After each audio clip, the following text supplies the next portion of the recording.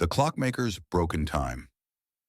Thomas had spent 30 years crafting timepieces so precise that observatories calibrated their instruments to his clocks. Every second of his life was scheduled, measured, optimized for maximum efficiency. His schedule was legendary. Breakfast at 7:03, workshop opened at 8:17, lunch break exactly 22 minutes.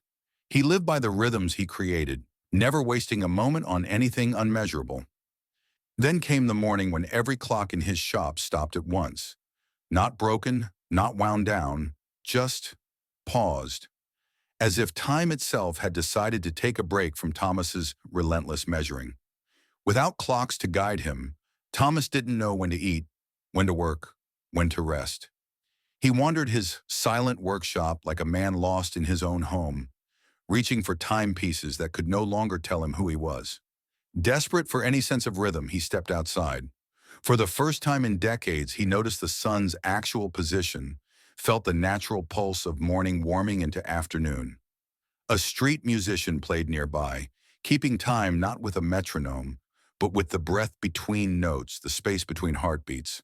Thomas found himself swaying, following rhythms he'd forgotten existed. He stayed outside until sunset, watching shadows lengthen not by minutes, but by feeling. When darkness came, he didn't check a schedule. He simply felt tired and went home. The next morning, his clocks mysteriously resumed their ticking. But Thomas had changed. He began scheduling unmeasured moments, time set aside for whatever wanted to happen, without agenda or endpoint. Customers noticed the change. His timepieces became somehow more alive, as if infused with both precision and patience.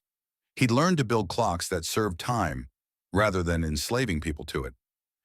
Years later, people sought out Thomas Time, clocks that kept perfect hours while somehow reminding their owners that the most important moments can't be scheduled, only received with an open heart. Time is not our master to be served, but our companion to be danced with.